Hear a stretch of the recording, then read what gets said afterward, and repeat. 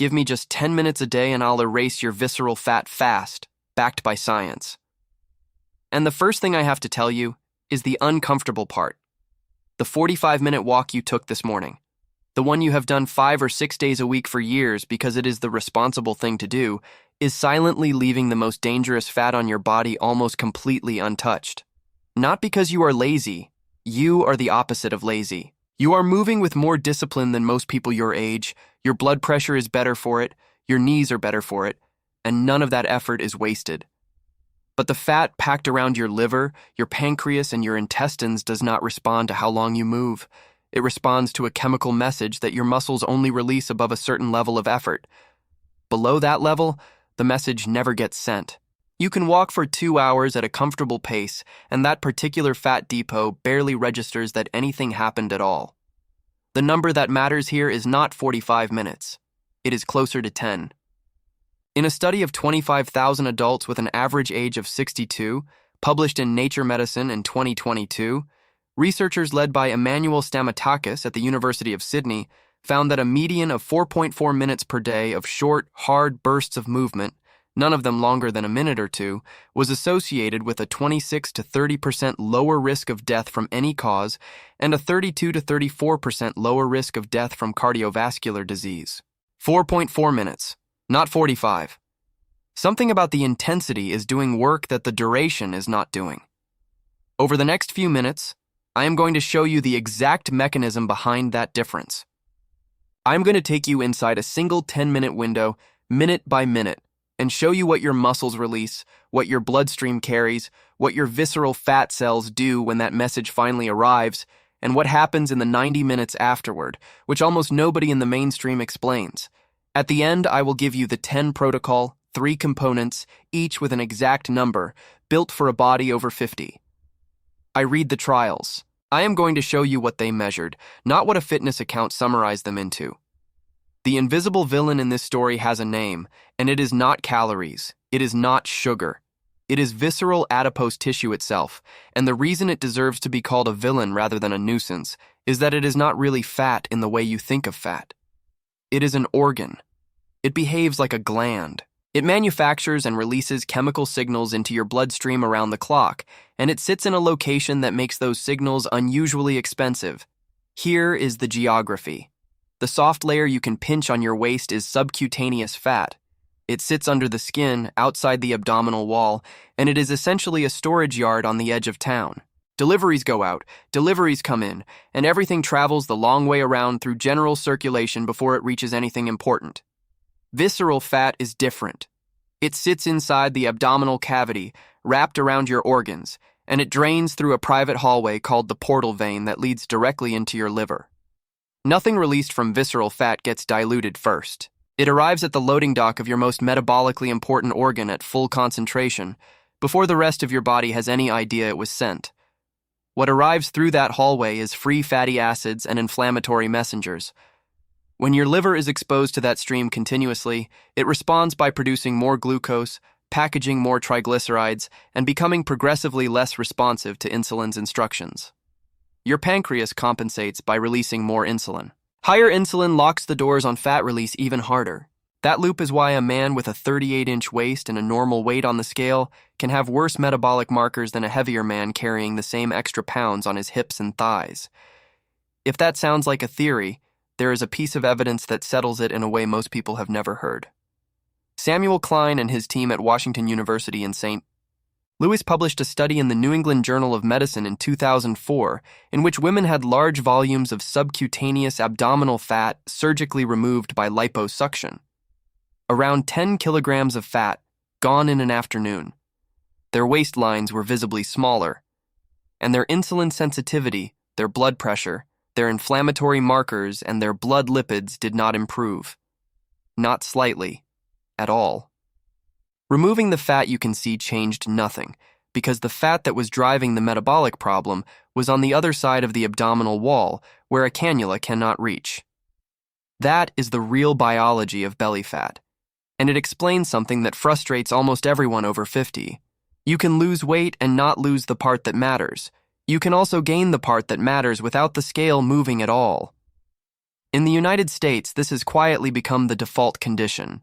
Analyses of the National Health and Nutrition Examination Survey, covering 2001 through 2018, show that roughly 53% of American adults meet the criteria for abdominal obesity, a waist above 40 inches in men and above 35 inches in women, and that this number kept climbing even during periods when the body mass index numbers were flat. Waistlines were growing faster than weight. The population was redistributing fat inward, while the scale reported nothing unusual. For people over 50, this redistribution accelerates. Research on age-related fat distribution consistently shows that the share of your total fat stored viscerally increases decade by decade, even when total body fat holds steady.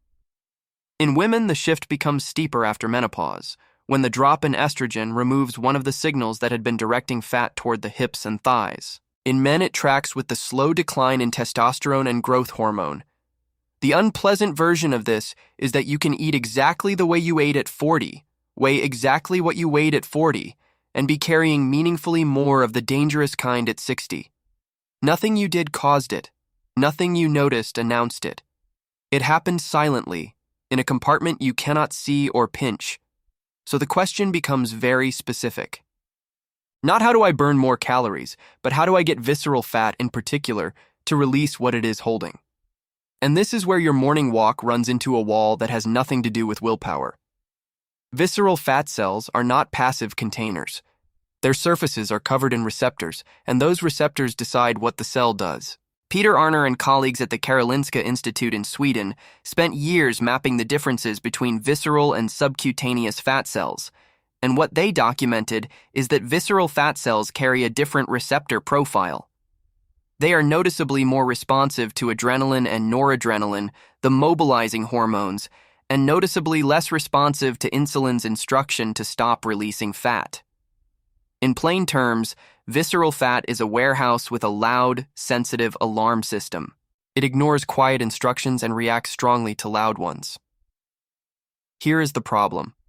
Adrenaline and noradrenaline do not rise in a smooth, straight line with effort. They stay near baseline through low and moderate intensity movement, and then they climb steeply once you cross a threshold, somewhere in the region of 65 to 70% of your maximum heart rate, the point where holding a conversation stops being comfortable. A walk that lets you talk in complete sentences sits below that line. It burns fuel. It is genuinely good for your heart and your mood and your joints, and it produces a modest catecholamine response that mobilizes mostly subcutaneous fat and circulating fuel. The loud alarm in the visceral warehouse never goes off. This is the part that should make you slightly uneasy, because for decades the guidance handed to people over 50 has been built almost entirely below that line. Longer, gentler, safer. And the intensity that actually speaks the language visceral fat responds to has been quietly filed away as something for younger people. But adrenaline is only half of the story, and honestly it is the smaller half. The larger half was not properly understood until about 7 years ago, and it changed how researchers think about what exercise actually is. Your skeletal muscle is not just a set of pulleys that move your bones, it is an endocrine organ. Bente Klarlund Pedersen and her group at the University of Copenhagen established over the last 2 decades that contracting muscle manufactures and releases chemical messengers into the bloodstream, which she named myokines. These messengers travel and give instructions to other tissues, including your liver, your brain, your immune system, and your fat. Muscle, when it contracts hard enough, is a broadcast tower. It sends work orders to the rest of the body. The most studied of these messengers is interleukin-6. And interleukin-6 does something specific that matters here. It stimulates lipolysis, the breakdown of stored fat.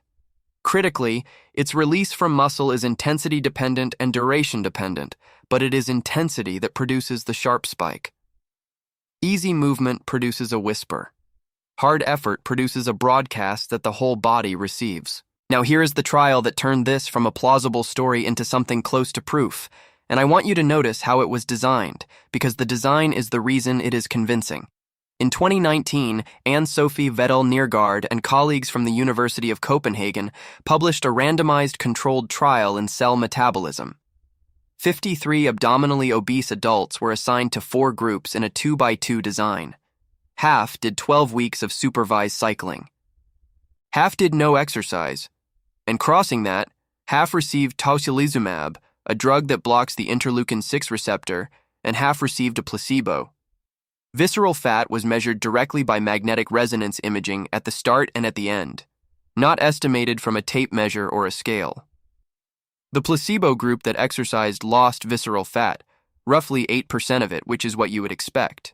The group that did the identical 12 weeks of identical cycling while their interleukin-6 receptors were blocked did not lose visceral fat. It actually drifted slightly upward. Same bikes, same sessions, same sweat, same trainers, same duration. Their fitness improved either way, which tells you the training was real. The visceral fat loss disappeared the moment the messenger was intercepted. Read that again, because it reframes everything. The visceral fat reduction from exercise was not produced by the calories the cycling burned. If it were, blocking a receptor could not have erased it. The calories were still burned in the blocked group. The fat stayed. What produced the visceral fat loss was the message, and exercise was simply the way the message got sent. This is not motivation. This is biology, and it has a direct practical consequence that almost nobody has said out loud to the people who need it most. If the effect depends on the signal rather than on the accumulated minutes, then the correct target is not more time. The correct target is a stronger, more reliable signal, repeated often enough that the visceral compartment keeps receiving the order. Which brings us to the 10 minutes. Because 10 minutes is not an arbitrary marketing number, and it is not a shortened version of a longer workout. It is roughly what it takes to send that signal properly when the effort is organized correctly, and I am going to take you inside that window second by second in a moment. But before that, I need to show you what happens when the message arrives at a visceral fat cell that has not received one in a long time. There is a delay built into the system, there is a specific enzyme that has to be switched on, and there is a window afterward about 90 minutes long where everything you do either extends what you just started or shuts it down completely. Most people shut it down without knowing they did. And what they do to shut it down is something they were taught to think of as the healthy choice. Give me just 10 minutes a day, and I'll erase your visceral fat fast. And now I want to put you inside those 10 minutes, because what happens in them is not what most people imagine when they picture a workout. Minute 0. You are standing at the bottom of a hill, or at the foot of a staircase, or beside a stationary bike. You start moving hard. Not sprinting, not straining, but at an effort where finishing a full sentence out loud becomes awkward within about 20 seconds. Inside your muscle fibers, the immediately available fuel goes first.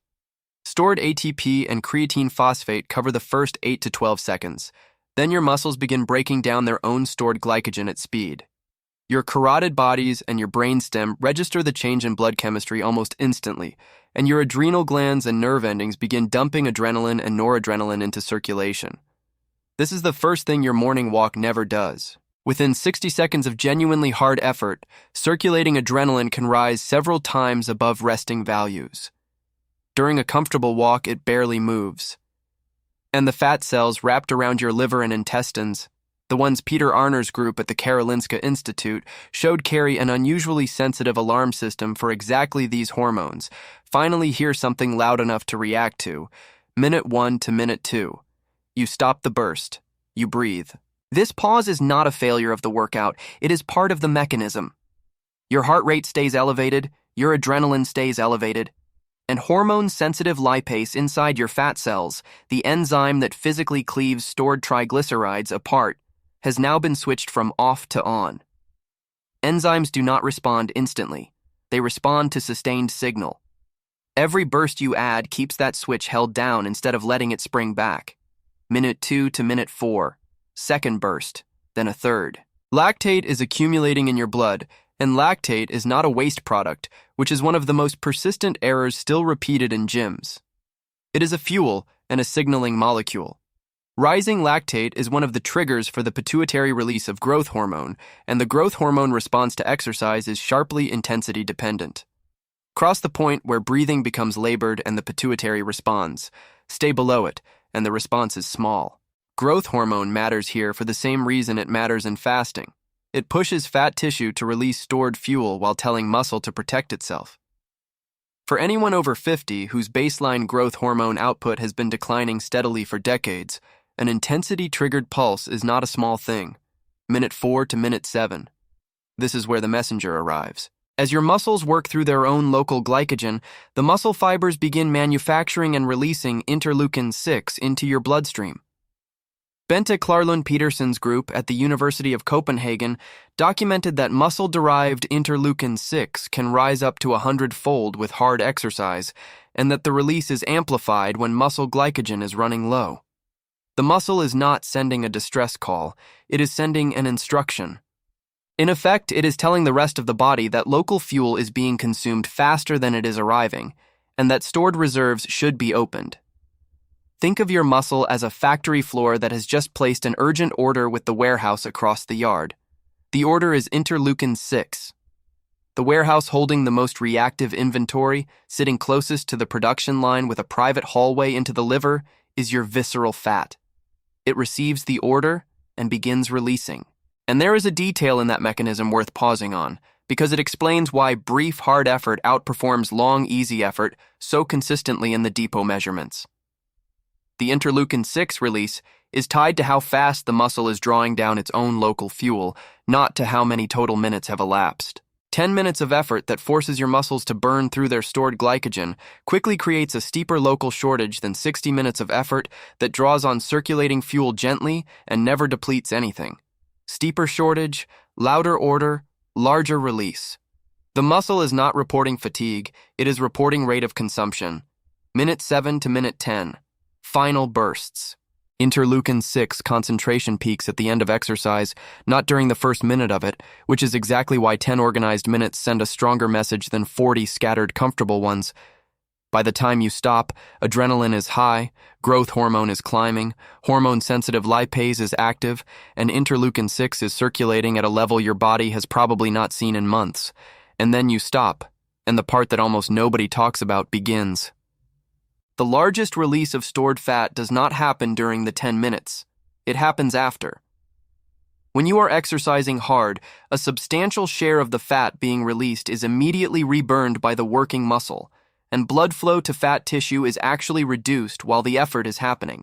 The moment you stop, blood flow to fat tissue rebounds, the enzymes are still switched on, the hormones are still circulating, and free fatty acid concentration in your blood climbs to its highest point of the session in the minutes after you finish. Your oxygen consumption also stays above baseline for an extended period, and that elevation is substantially larger after intense effort than after easy effort. The window that follows runs roughly 90 minutes. During those 90 minutes, 3 things are true at the same time. Fat is being released at the highest rate of your day.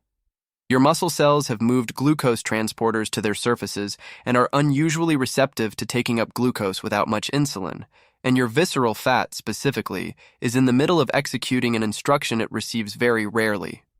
Those 90 minutes are the actual product of the 10 minutes. The bursts are the purchase order. The 90 minutes are the delivery. And unlike the bursts, this window is almost entirely passive. You do not have to do anything to make it work. You only have to avoid the one thing that cancels it. Now here is how most people over 50 terminate all 3 of those things within 4 minutes of finishing. They drink something. A sports drink, a glass of orange juice, a smoothie with banana and honey, a protein shake sweetened with fruit. Or they eat the piece of fruit that has been sitting on the counter because they have been told that after exercise you replenish, and insulin, which is the single most powerful inhibitor of hormone-sensitive lipase in human physiology, rises within minutes and shuts the enzyme down. It does not take much. Insulin's braking effect on fat release is fully engaged at concentrations far below what a meal produces. You did the 10 minutes. You sent the message. The warehouse opened, and then you locked it again before anything meaningful had been moved out. Not through a lack of discipline, and not because you did anything a reasonable person would consider wrong. You did the thing you were coached to do. Which brings me to the mainstream betrayal, and this one is not a conspiracy. It is a chart. If you have been in a gym in the last 30 years, you have seen it printed on the console of a treadmill or laminated on a wall. 2 zones. The lower one, at around 60 to 70% of maximum heart rate, labeled the fat burning zone. The higher one labeled cardio. The chart is telling you, in the most direct visual language possible, that going easier burns more fat. The physiology underneath that chart is real, but was translated wrong. Work by George Brooks and colleagues at the University of California, Berkeley, published in the Journal of Applied Physiology, described what is called the crossover concept. At lower intensities, a higher percentage of the energy you use comes from fat, and as intensity rises, that percentage shifts toward carbohydrate. That much is correct. The error is what happened next. A percentage was presented as a quantity. If you burn 200 calories and 60% comes from fat, that is 120 calories of fat. If you burn 400 calories and 40% comes from fat, that is 160 calories of fat. The lower percentage moved more fat, and there is a deeper failure in that chart that matters far more for anyone over 50. It says nothing about which fat. It treats your body as a single bucket. The chart was never designed to tell you whether the fuel came from the layer under your skin or from the tissue strangling your liver, because when it was popularized, nobody was measuring depots separately. We can measure them separately now, with magnetic resonance imaging and computed tomography.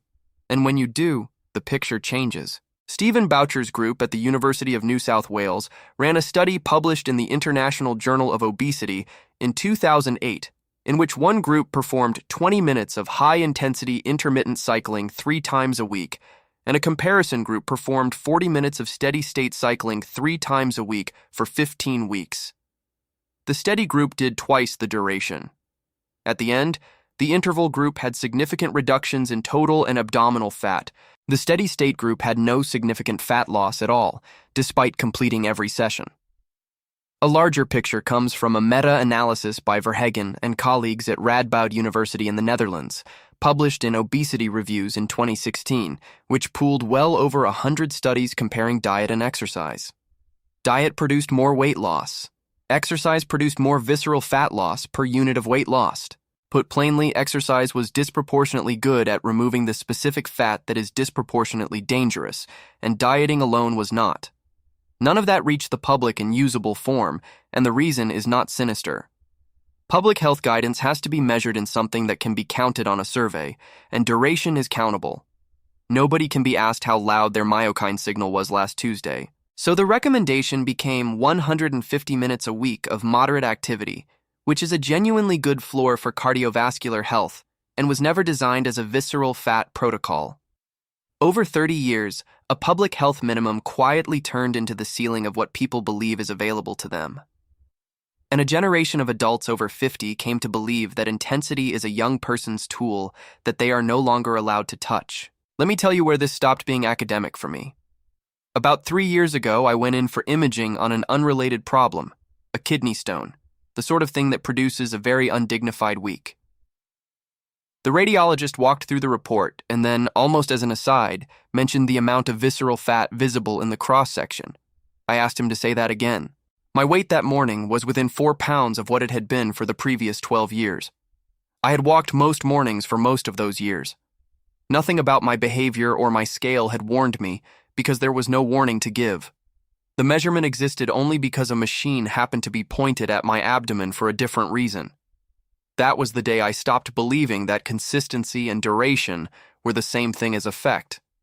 I changed almost nothing about the walking. I still walk because walking is good for a dozen reasons that have nothing to do with this.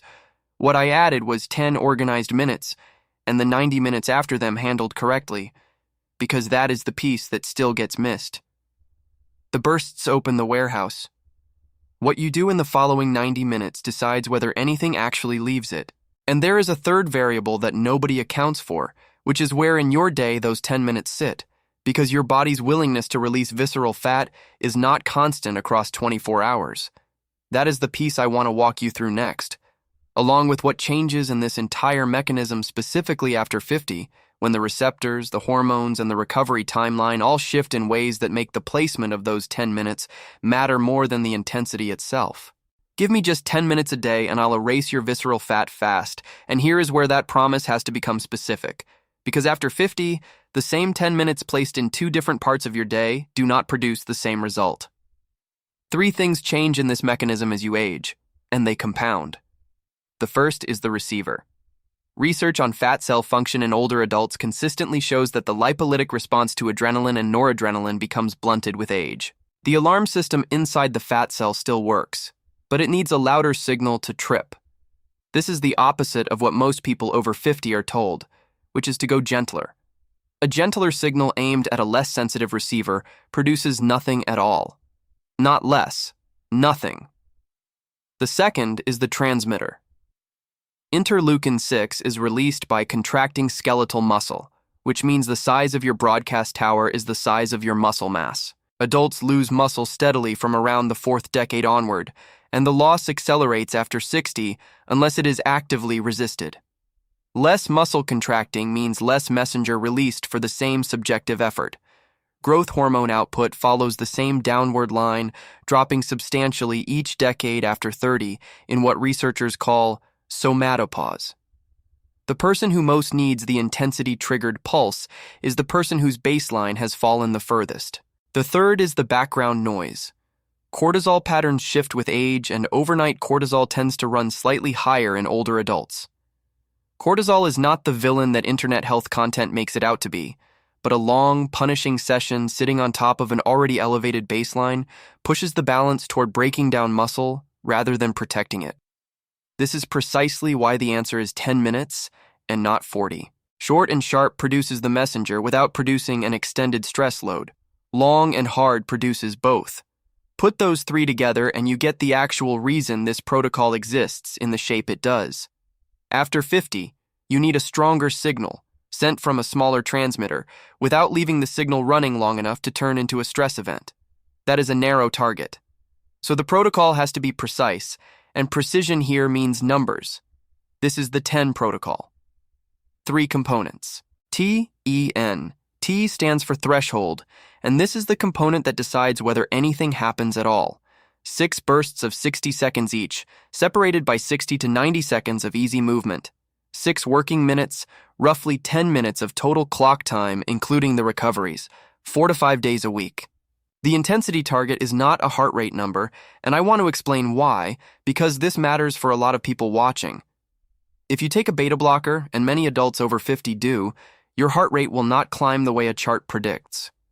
It is chemically prevented from doing so. Chasing a number on a watch will have you working far harder than intended, or convince you that you are not working at all. Use the talk test instead. During the 60 seconds, you should be able to speak 3 or 4 words, not a full sentence. If you can deliver a whole sentence comfortably, you are below the threshold and the signal is not being sent. If you cannot say anything at all, back off slightly. Why 6 and not 3? And why 60 seconds and not 30? Because the interleukin-6 release builds across the session rather than appearing at the first burst, and it peaks at the end of the effort. 3 bursts trip the adrenaline response, but cut the session off before the messenger reaches a meaningful concentration. 60 seconds is roughly the point where a working muscle has drawn down enough of its own local fuel to start reporting the shortage. 30 seconds mostly consumes what was already sitting in the fiber and ends before the report gets written. The movement itself is negotiable. Walking up a hill or a set of stairs, an incline on a treadmill, a stationary bike, pushing a heavy grocery cart uphill, carrying something heavy across a room and back, standing up from a chair repeatedly. Nothing here requires impact, running, or jumping. The tissue does not know what you did. It only receives the chemical order. If you have cardiovascular disease, uncontrolled blood pressure, or any condition affecting your heart, this component is a conversation with your physician first, not a decision you make from a video. That is not a legal line. Intensity is a real stimulus, and it deserves real supervision when there is real history. E stands for empty, and this refers to the state of your bloodstream when the 10 minutes happen. Perform them within the 60 minutes before your first meal of the day, at a point where you are at least 12 hours out from your last meal the night before. The mechanism is straightforward. Insulin is the strongest brake on hormone-sensitive lipase in human physiology. If insulin is elevated from a recent meal, the bursts still produce adrenaline, still produce interleukin-6, and the order still arrives at the fat cell, but the brake is already engaged when it gets there. You send the message into a warehouse whose doors are being held shut. Work from Peter Hespel's group at the University in Leuven, published in the Journal of Physiology, showed that training performed in the fasted state, produced greater increases in fat oxidation capacity and better glucose tolerance than the identical training performed after eating. Same sessions, same duration, different internal environment, different result. There is a second reason for the morning placement specific to people over 50. Insulin sensitivity across the whole body is highest early in the day and declines through the evening. Doing the 10 minutes at the point where your insulin is at its daily floor stacks the two effects rather than putting them in competition. N stands for 90, and this is the component that most people will treat as optional and thereby waste everything the first two produced. For 90 minutes after the last burst, nothing enters your body that raises insulin. Water, black coffee, plain tea. That is the list. Then, at the 90-minute mark or later, break with 30 to 40 grams of protein before any significant carbohydrate. Eggs, fish, meat, plain yogurt, a protein source with no fruit juice or sweetener attached. The protein number is not arbitrary. Muscle protein synthesis becomes less responsive with age, a phenomenon called anabolic resistance, and the work of Stuart Phillips at McMaster University indicates that older adults need a larger dose of protein per meal than younger adults to produce the same building response. 30 to 40 grams in the first meal, arriving while growth hormone is still elevated from the effort, gives you the raw material at the exact moment the signal to use it is at its highest. 6 bursts of 60 seconds. Within 60 minutes before your first meal, 12 hours after the last, 90 minutes protected, then 30 to 40 grams of protein. That is the entire protocol, and every number in it exists because of a specific step in the mechanism I walked you through. One practical note before the mistake, because it will determine whether you stay with this long enough for it to work. Do not measure this on a bathroom scale. Visceral fat is a small tissue by weight and a large tissue by consequence. A meaningful reduction in the fat around your liver can occur while the number on the scale moves barely at all, particularly if you are adding intensity and preserving or building muscle at the same time. The trial from Copenhagen I described earlier makes this point almost accidentally. The exercising placebo group lost around 8% of their visceral fat mass over 12 weeks, and the changes in total body weight were far less impressive than that number. Measure the waist instead. A soft tape at the level of the navel, first thing in the morning before eating, once a week, same day, same conditions. Write it down. That measurement tracks the compartment you are actually targeting far better than body weight does, which is exactly why waist circumference sits in clinical risk guidelines alongside blood pressure and cholesterol, while weight alone is a much weaker predictor. If the tape moves and the scale does not, the protocol is working. If the scale moves and the tape does not, something else is happening and it is probably not what you want. Now the mistake, the one that quietly cancels the whole thing, and I have watched it happen with almost everyone who tries this. The mistake is not skipping days. It is not missing the protein. It is performing all 6 bursts at 80% of the required intensity and believing you have done 80% of the protocol. You have not. You have done 0% of it. This is the single most important sentence in this video, so I want to be careful with it. The catecholamine response and the interleukin-6 release are not proportional responses. They are threshold responses. Below the threshold, the curve is nearly flat. Cross it, and the curve rises steeply. This means that 60 seconds of effort that leaves you able to hold a conversation does not produce a smaller version of the signal.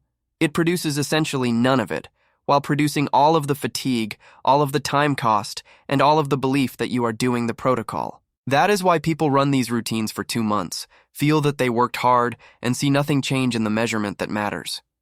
They were not close. They were on the flat part of the curve, doing everything except the one thing that trips the switch. And nothing about the experience tells them. It feels like effort. It reads like exercise. The tissue simply never received an order. The correction is small. In each 60-second burst, the last 15 seconds should be the part you would rather not do. Not dangerous, not painful, not maximal.